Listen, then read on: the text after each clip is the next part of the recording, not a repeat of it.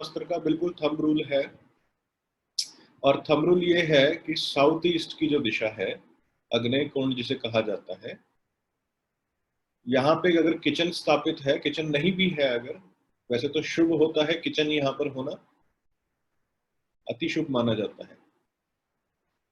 South east का जो कोण है, आग्नेय कोण के पीछे कभी भी ओपन एरिया नहीं होना चाहिए साउथ ईस्ट। ये बिल्कुल थंब रूल फिक्स है। शास्त्र कहता है कि अगर एरिया पीछे रह जाता है थोड़ा सा, अगर जैसे अपन प्लाट कहीं आड़ा टेढ़ा है रह जाता है, तो उसे फिल कर देना चाहिए किसी एक्टिविटी से। अब ऐसा क्यों होता है, क्यों कहा गया है, इसके पीछे का लॉजिक समझो। सब लोग वो चक्र देखो, वो क्रम जिसमें अपोज करने वाला लिखा है, कौन किसको सहयोग देता है, कौन किसको अपोज करता है। इसमें स्पेस मैंने तुम्हें लिखवाया कि बालकनी स्पेस है। स्पेस किसको, फायर किसको डिस्ट्रॉय कर रही है, किसको अपोज कर रही है, फायर।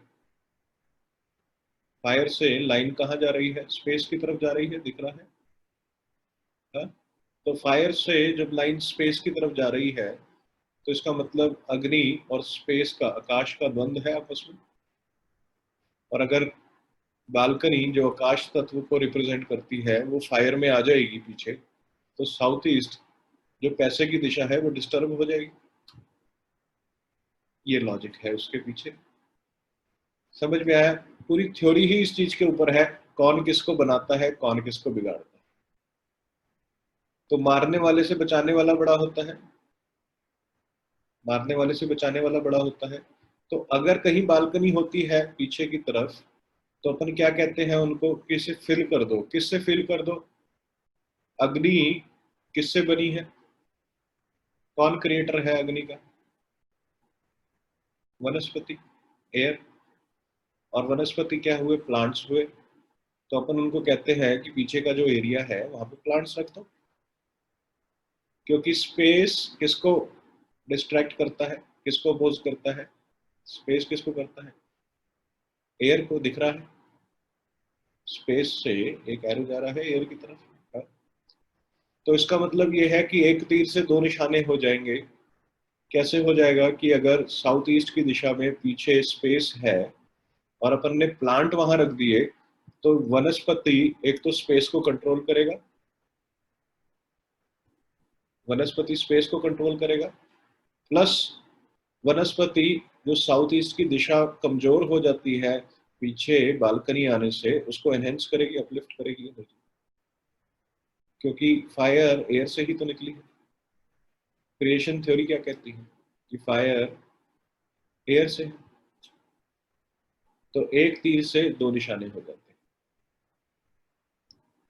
क्या समझ में आया? कोई ऐसा व्यक्ति जिसे नहीं समझ में आया दोबारा पूछ सकते हो। हाँ पूछो बेटा, गलत पूछो। अलाउ कर रहा हूँ। हाँ, सर एक बार ये सेम थ्योरी एक बार प्लीज रिपीट कर दीजिए, करते हैं। स्पेस को कंट्रोल करने वाली। कोई बात नहीं। ये जब मैं बोल रहा होता हूँ तो अपनी आंख को उस पेज पे अगर रखोगे तो तुरंत से समझ में आ जाएगा मैं क्या कह रहा हूँ। ठीक है, अब अपनी आई को अपने टूल यानी कि उस पेज पे अच्छे से घुमाना। हाँ हाँ, इसके ऊपर, वेरी नाइस। अब क्या है कि अपने ने क्या पढ़ा कि फायर स्पेस को अपोज करती है और स्पेस एयर को अपोज करता है। ये दिख रहा है ट्राइंगल बनते हुए। साउथ ईस्ट की जो दिशा है वो फायर की है, अग्नि है वहां पर। और अगर वहां पीछे बालकनी होगी, स्पेस होगा, तो क्या होगा, वो डिस्टर्ब हो जाएगा। क्योंकि अग्नि स्पेस को डिस्टर्ब कर रही है तो स्पेस भी तो अग्नि को करेगा, वाइसी वर्सा होगा ये, है ना। अब अपने ने क्या करना है, वो जो डिस्टर्ब हो रहा है एलिमेंट, साउथ ईस्ट की जो दिशा डिस्टर्ब हो रही है, उसको अपने ने अगर ठीक करना है, तो अपन क्या रेमेडी करते हैं कि वनस्पति, क्योंकि एयर जो है उससे फायर की क्रिएशन है, वनस्पति से अग्नि है, तो अपन हरे रंग के प्लांट उस स्पेस में लगा देते हैं, रख देते हैं। उससे क्या होता है, क्योंकि स्पेस एयर को भी अपोज कर रहा है, दिख रहा है स्पेस से क्या जा रहा है एयर की तरफ। क्योंकि स्पेस एयर को अपोज कर रहा है, तो एयर अगर वहां पे आ जाएगी स्पेस की दिशा में तो भी अपोज करेगी।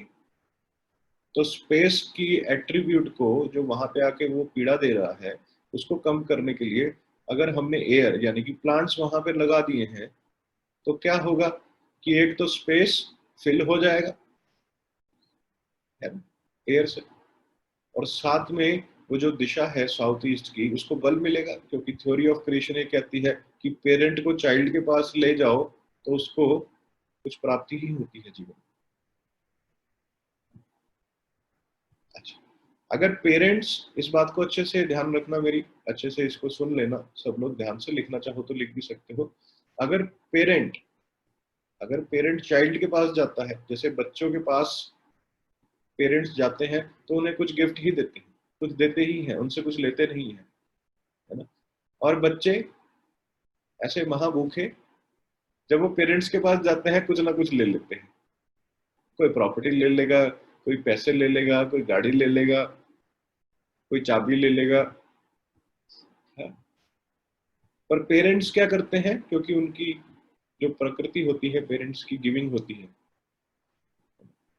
तो वो जब भी अपने बच्चों के यहाँ जाते हैं कुछ ना कुछ क्या करेंगे, ऐसा सा कुछ ले जाएंगे कि उन्हें अच्छा लगे, कुछ बहुत सारा सा गिफ्ट दे देंगे उन्हें, है ना। तो पेरेंट्स जब भी बच्चों के पास कोई प्रॉब्लम होती है तो पेरेंट्स हेल्प के लिए आते हैं। तो ऐसे ही किसी भी दिशा में अगर बल कम होगा, अगर एलिमेंट वीक होगा उसका, तो जो पेरेंट है उनको वहां पर लेकर आने से वो स्ट्रांग हो जाते हैं। जैसे तुम्हारे अपन सबके लिए जो अपनी पावर है वो पेरेंट है ना। और अगर तुम पेरेंट हो तो तुम अपने बच्चों की पावर हो, स्ट्रेंथ हो। तो जब भी बच्चे को कमजोरी फील होगी किसी भी विषय में जीवन के, ऐसा लगेगा कि डीमोटिवेटेड हो रहे हैं या कुछ हताश से हो रहे हैं, है ना, तो पेरेंट क्या करते हैं, पेरेंट सपोर्ट करते हैं। समझ में आया। और अगर पेरेंट्स के पास बहुत सारा पैसा हो तो बच्चे कहते हैं थोड़े जाके ले आते हैं, बैलेंस हो जाएगा।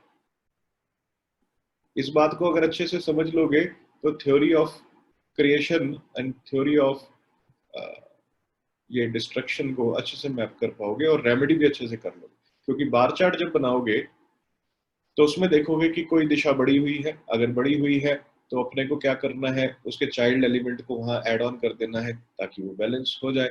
और अगर वो घटी हुई है तो अपन उसके पेरेंट को ऐड कर लेंगे, पेरेंट एलिमेंट के कलर को, ऑब्जेक्ट को, उससे रिलेटेड, तो वो एनहेंस हो जाएगी।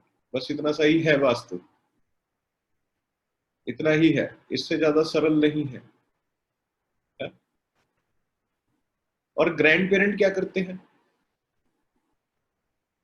जितने ग्रैंड पेरेंट हैं अपने ग्रैंड चाइल्ड को क्या कहते हैं, शिष्टाचार में रहो, ट्रेडिशन में रहो, अच्छे मित्रों के साथ रहना, कंट्रोल करते हैं। पेरेंट सपोर्ट करते हैं और ग्रैंड पेरेंट कंट्रोल करते हैं। अभी यहाँ देखो अच्छे से स्क्रीन के ऊपर,